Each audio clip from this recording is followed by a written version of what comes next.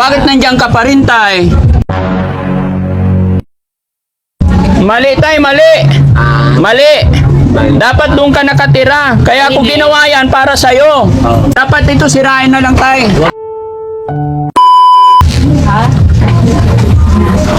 Hello, tay. Ito, ayan. Kumusta po? Tay, uwi na ako, tay. Ano po, tay? Napapakinabangan na yung tulong nyo. Napakinabangan na. Ayan. Bakit po? Ayan, dyan sila nakatira. Tulungan na kasi doon hindi kayo magkasya eh. Oh. Bakit nandiyan ka pa rin, tay? Hindi sa umaga lang naman. Doon naman nakatala ko. Ginawa ko kasi yan, tay, para doon ka. Sino na nakatira dyan, tay? Yung asawa ko, yung biyanan ko na siya. Biyanan mo. Galing na Ilocos. Ginawa ko yun, tay, para sa'yo eh. Oo, talaga. Nahiya naman ako. Hello po. Ano po, kasi Kumusta po kayo? namasal kami dito po. Galing kami sa La Union po. Oo. Kayo po yung biyanan? Opo. Magandang araw po. Pwede sumilip? Opo.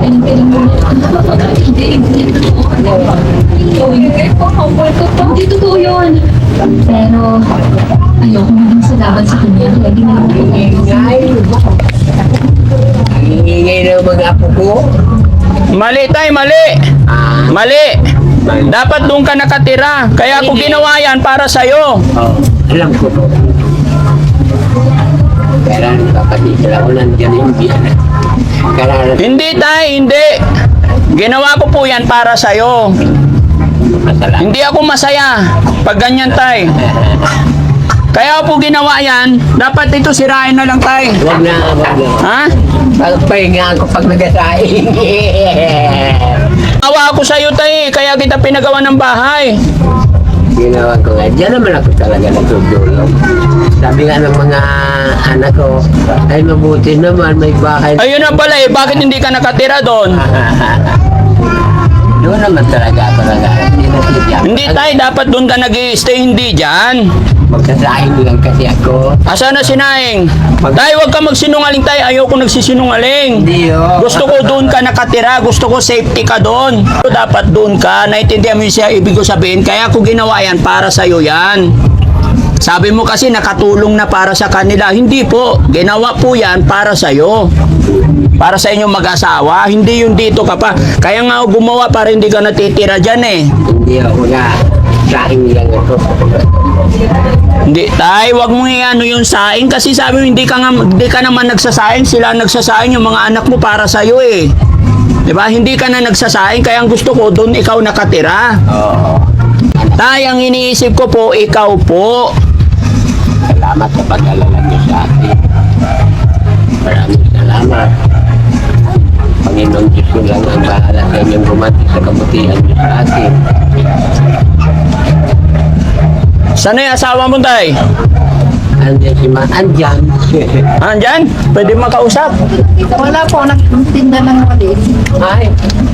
Hindi pala nang wali. Andiyan mga anak ko yan. Magkagato nga sila ko sa pagkain na. Ito mga kababayan, yung pinagawa natin bahay para kay Lolo.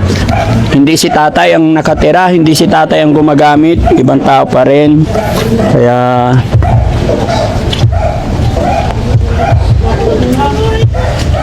Sabi nga, galing nga dito yung anak ko, siguro na sa lubong.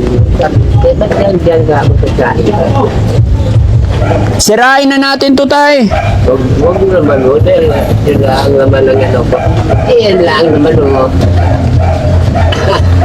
Nakatulik ko naman yung pagkasasain na ako. Ako kusinero nila. Hindi, tay, dati sinabi mo, kung tinanong kita kung nagluluto, sabi mo pinagluluto ka na, sinasabay na nila eh. Tapos ngayon, ikaw kusinero. Tapos ibinagawa kita ng bahay. Ikaw dyan pa rin. Tapos dito ka na, dito iba. Ginawa ko yan, tay. Binigay ng taong tumulong sa'yo, binigay ng rice above para titira ka. Pero kung ganyan, Hindi.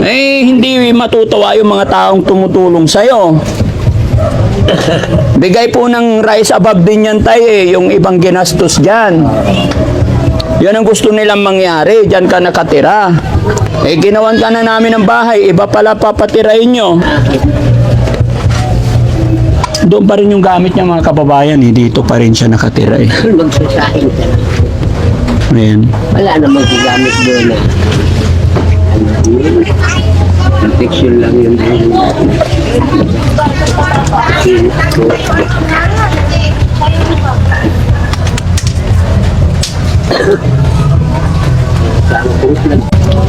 Kumusta kayo dyan? Pwede bang makausap saglit dito sa labas? Ito lang. Iba't ka muna na.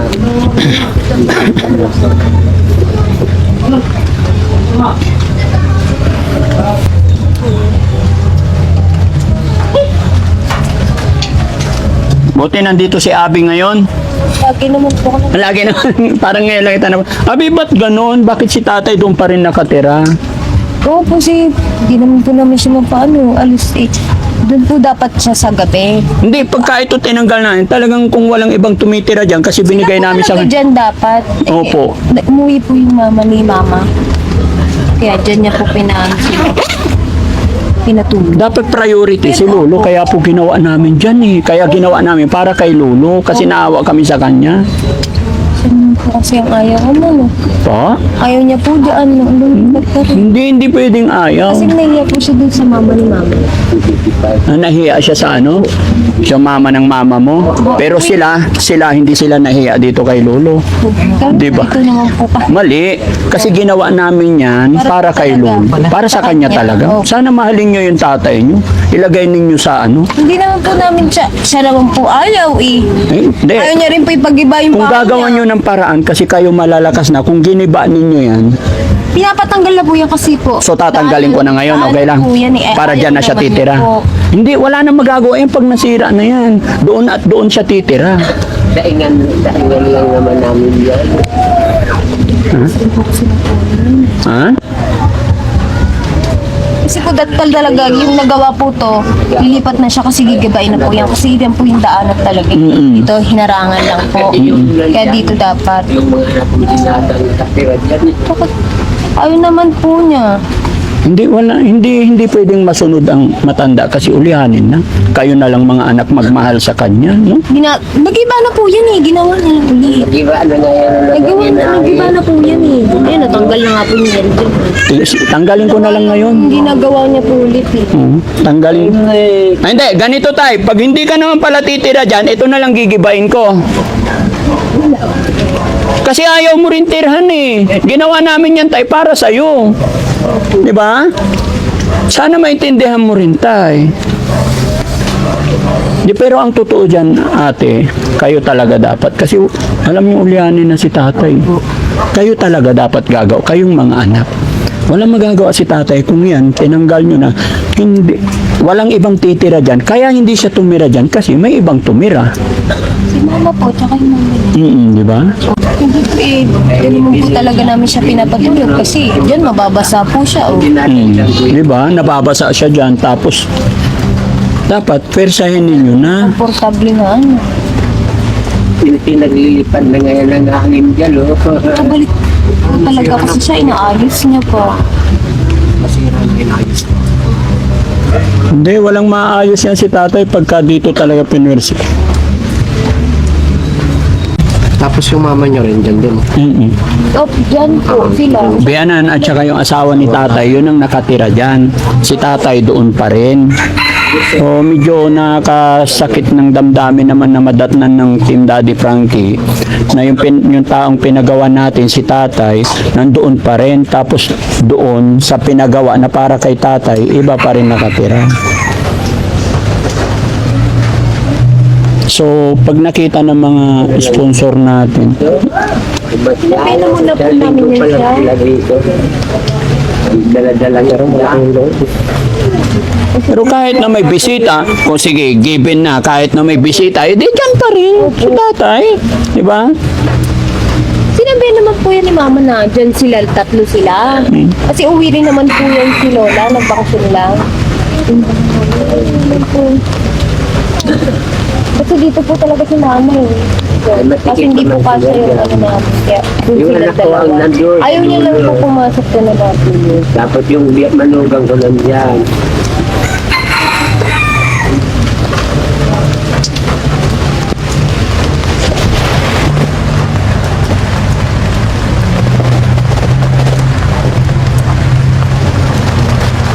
Paano po mga kababayan? Medyo nakapanghina ng damdamin.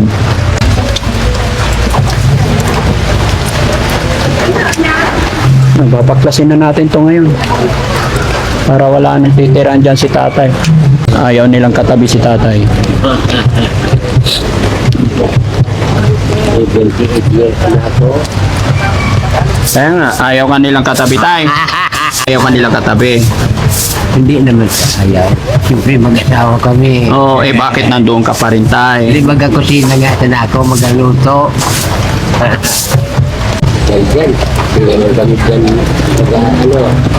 mga anak ng binatang nandyan. Tay, alam namin kung sinong nakatira dyan, mga anak mo. Nung wala pa tong bahay, nakita namin nandyan ka. Yung asawa mo nandyan, kasya sila dyan, tahimik sila dyan. Naawa nga po yung mga sponsor natin, naawa ang Team Daddy Frankie, kaya kami gumawa dito para hindi ka nababasa doon. Ngayon, nung nagawa na, bakit nandyan na sila, ikaw nandoon pa rin. Yun lang po ang punto namin, tay. Sa tagal ng pagtira ko dyan sa awa ng mahal na Diyos, hindi naman ako nagkakasakit. Kumbaga sa amin, hindi na natin antay na magkasakit pa. Yun ang punto doon. Kaya, yan lang. Iba yung sagot mo, tay.